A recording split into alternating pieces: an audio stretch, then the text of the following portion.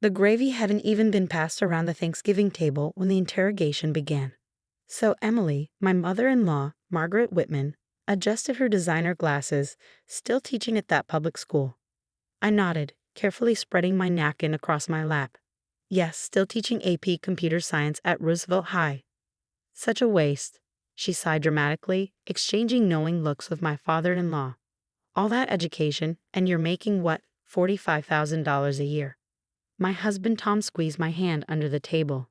We'd been married 3 years, and his parents still couldn't understand why I chose to teach instead of joining a tech company like their precious son. And that car of yours, Margaret continued, warming to her favorite topic, a 5-year-old Civic. Tom makes 6 figures at Davidson Tech.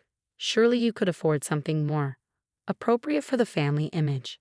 I thought about the gleaming Tesla parked in my private garage in Silicon Valley, the one I used when meeting with investors.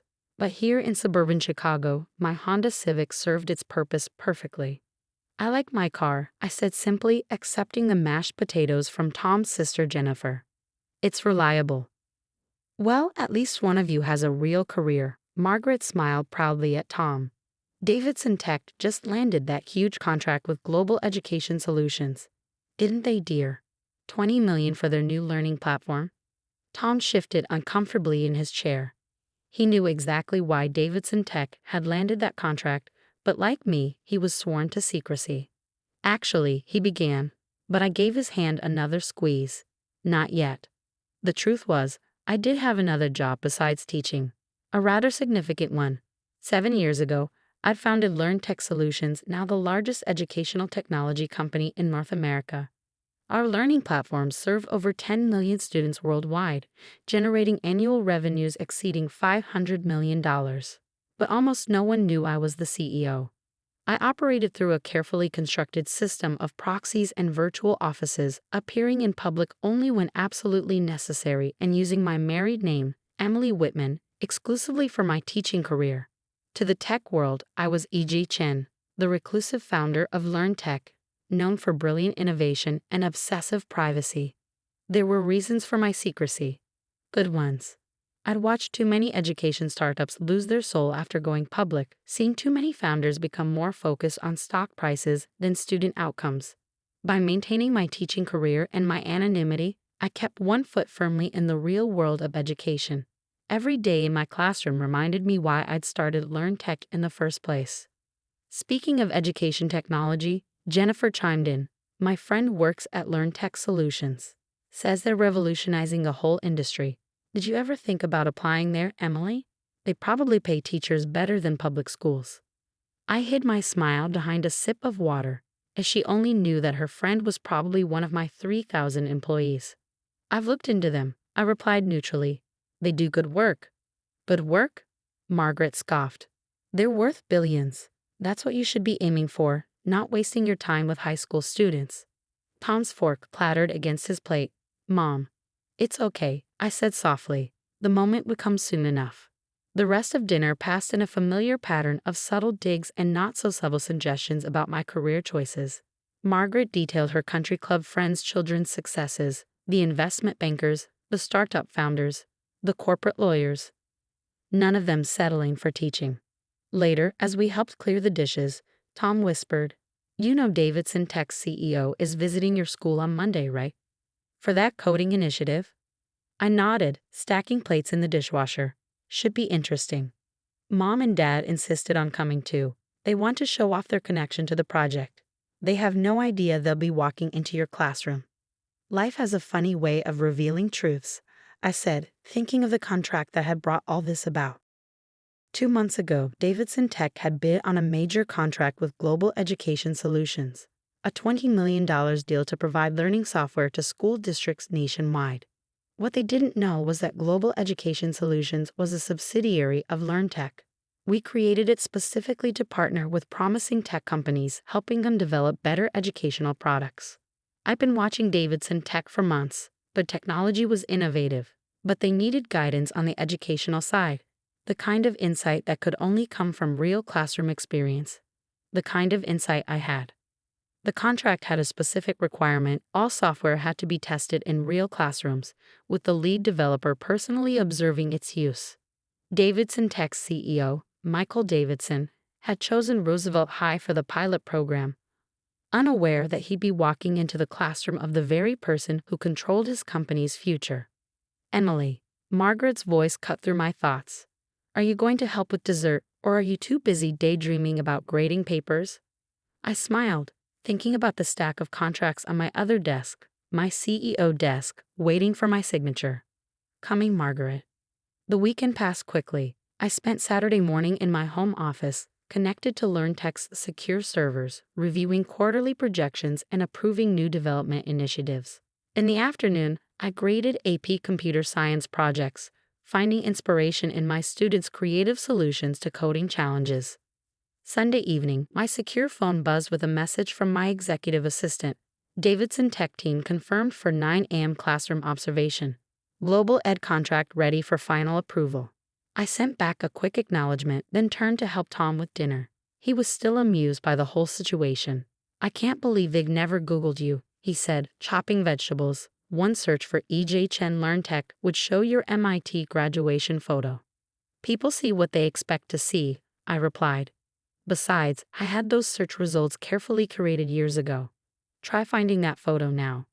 The truth was, I'd gone to extraordinary lengths to keep my dual identities separate. The only people who knew were Tom, my board of directors, and a small circle of trusted executives. Even my assistant thought E.G. Chen taught as a hobby, not the other way around. Monday morning, I arrived at Roosevelt High earlier than usual, setting up my classroom for first period AP Computer Science. My students were excited about the visitors. It wasn't every day that tech executives observed their class. At 8:55, I heard familiar voices in the hallway. I still don't see why we have to waste time in some public school classroom, Margaret was saying. Surely Michael has more important things to do. It's part of the contract requirements, Michael Davidson's voice replied. We need to observe the software in a real educational environment. I adjusted my simple blazer, checked that my classroom's video conference system was ready, and opened the door to greet my visitors. Welcome to Roosevelt High, I said pleasantly. I'm Mrs. Whitman, the AP Computer Science teacher. The look on Margaret's face was priceless. Margaret recovered quickly, years of social training kicking in. Emily, dear, we didn't know this was your classroom. Michael Davidson stepped forward, extending his hand. Mrs. Whitman, thank you for having us. I'm Michael Davidson, CEO of Davidson Tech. Of course, I smiled, shaking his hand. We're excited to test your learning platform. My students are particularly interested in the adaptive AI components. He blinked, clearly not expecting such technical knowledge from a high school teacher. Before he could respond, students began filing in, their curious glances darting between our visitors and the unusually large display screen I'd set up. Please take a seat anywhere. I gestured to the chairs we'd arranged at the back of the classroom. We'll begin in 5 minutes. As the classroom filled, I noticed Margaret whispering urgently to Tom, probably demanding to know why he hadn't warned her. Tom just shrugged, his eyes twinkling with suppressed amusement. At exactly 9 a.m., I began my lesson. Today we'll be testing new educational software developed by Davidson Tech. We'll also be joined virtually by some other interested parties. I clicked a button, and the large display came to life. The familiar faces of LearnTech's board of directors appeared, along with several executives from Global Education Solutions. Margaret's eyes widened as she recognized some of the most powerful figures in educational technology. What she didn't realize was that they weren't here to watch Davidson Tech. They were here to watch me. Good morning, everyone, I said to the screen. Thank you for joining us. Shall we begin? Of course, Ms. Chen, replied James Morton, LearnTech's board chairman. We're eager to see the software in action. I heard Margaret's sharp intake of breath. Next to her, Michael Davidson had gone very still, his eyes darting between me and the screen. For the next hour, I led my students through a sophisticated coding exercise using Davidson Tech's platform. I asked pointed questions, highlighted potential improvements, and demonstrated exactly how the software could be enhanced for better educational outcomes. My students, as always, were brilliant. They found bugs we hadn't caught in testing, suggested interface improvements, and demonstrated why real classroom feedback was invaluable for educational technology. Throughout the lesson, I could feel the mounting tension from the visitors' corner. Margaret's face had progressed through confusion to disbelief to something approaching horror as the reality of the situation slowly dawned on her. As the students filed out for their next class, Michael Davidson approached me, his expression a mix of respect and apprehension. "You're E.J. Chen." It wasn't a question. "I am," I confirmed, switching off the display screen. "And I have to say, your platform shows real promise. With some refinements based on today's observations, I think we can move forward with the contract." The contract. He seemed to be putting pieces together. "Global Education Solutions is a subsidiary of LearnTech," I finished. "We've been watching your company's work for some time. Your technical innovation combined with our educational expertise could really benefit students worldwide." All this time, Margaret's voice cut through the conversation. She'd risen from her chair, designer handbag clutched like a shield. "You've been running a billion-dollar company while pretending to be just a teacher." I turned to face my mother-in-law. "I wasn't pretending anything. I am a teacher. I'm also LearnTech's CEO. The two roles inform each other." But the car, the modest lifestyle. "Why would you?" "Because it's not about the money," I said quietly. "It's about making a difference in education. Every day in his classroom teaches me something new about what students and teachers really need. That knowledge drives every decision LearnTech makes." James Morton's voice came from my laptop where the video conference was still connected. "It's why we're the industry leader. While other companies guess what educators need, we know, because our CEO never lost touch with the classroom." The next few hours were a blur of paperwork and presentations. The Davidson Tech contract was finalized, with specific provisions for continued classroom testing and teacher input. Michael Davidson, to his credit, quickly grasped the value of our unusual arrangement and became an enthusiastic partner. Margaret and my father-in-law left without saying goodbye. Tom told me later that they went straight to the country club, probably trying to process how they'd spent 3 years looking down on their daughter-in-law without realizing she was one of the most successful tech entrepreneurs in the country.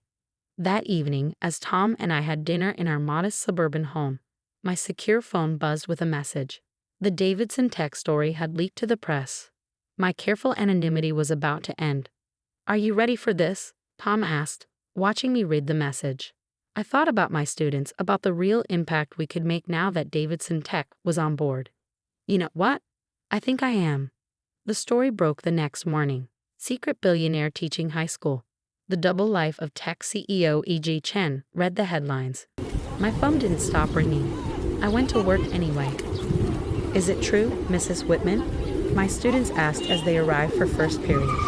"Are you really the CEO of LearnTech?" "Yes," I said simply.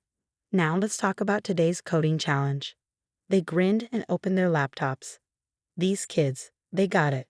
They understood that titles and bank accounts weren't what mattered. What mattered was the work, the learning, the constant push to make things better. A week later, Margaret called. "I don't understand," she said, skipping any greeting. "You could have shut me up at any time. You could have shown up in a luxury car, bought a mansion, lived like someone who cares about appearances," I suggested. She was quiet for a moment. "I've been horrible to you." "You've been who you are," I replied, "just as I've been who I am."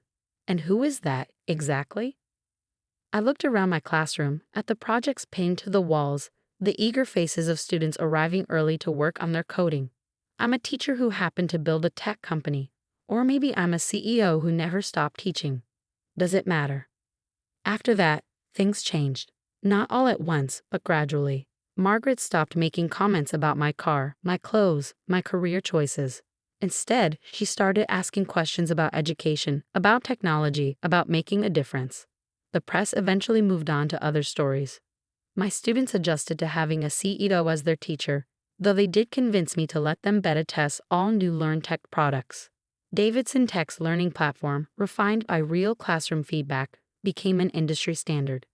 Last month, I was asked to give a commencement speech at MIT, my alma mater. As I stood at the podium, looking out at the sea of graduates, I thought about all the paths not taken, all the conventional choices I'd ignored.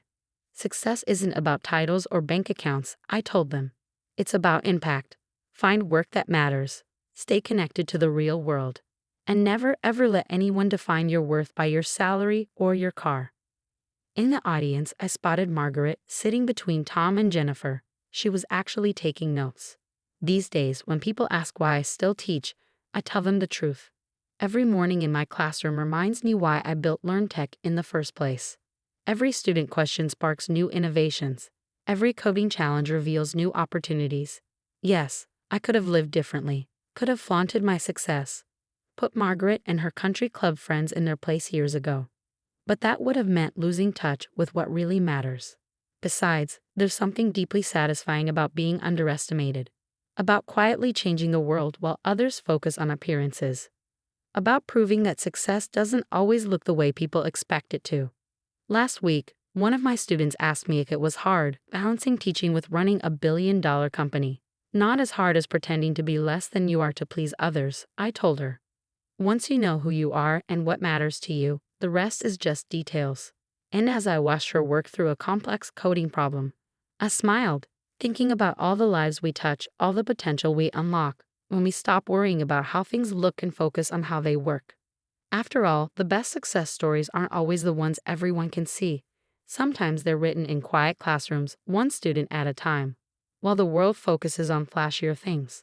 And that's exactly how it should be.